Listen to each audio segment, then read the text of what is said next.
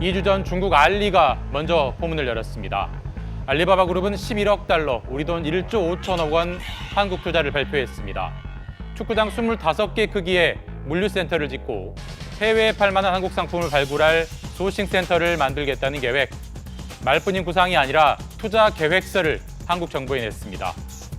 오늘 쿠팡도 투자 계획을 발표했습니다. 투자액은 알리의 2배인 3조 원. 통합 물류센터를 최소 8곳 이상 더 짓고 로켓 배송 가능 지역을 2027년까지 거의 모든 곳으로 늘리기로 했습니다. 그러자 2시간도 안 돼 알리가 다시 맞불을 놨습니다. 한국 상품 전용관 K베뉴의 수수료 0원 정책을 내년 6월까지 연장하겠다고 나왔습니다. 한 달에 한 번 이상 이용한 국내 사용자 수를 비교해보면 지난달 기준 쿠팡은 3천만 명, 알리는 800여만 명.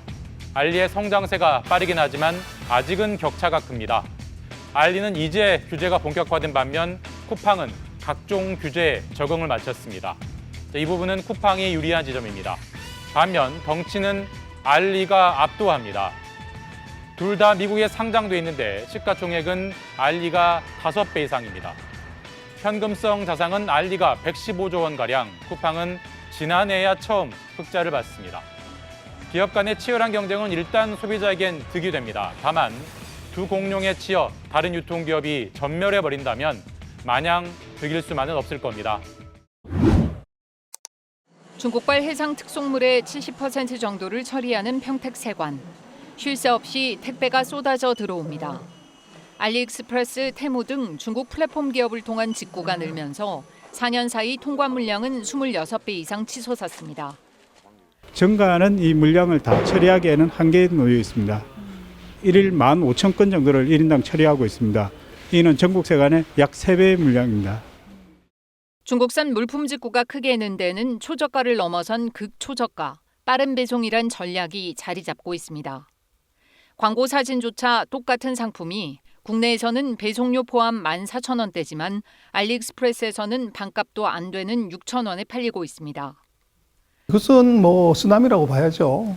150개 나라에 먹히는 비즈니스 모델이 들어왔는데 이것이 위기 정도다 아니다 이런 차원은 이미 지나갔다고 봐야 되는 것이고. 직격탄을 맞은 건 무엇보다 국내 소상공인들입니다.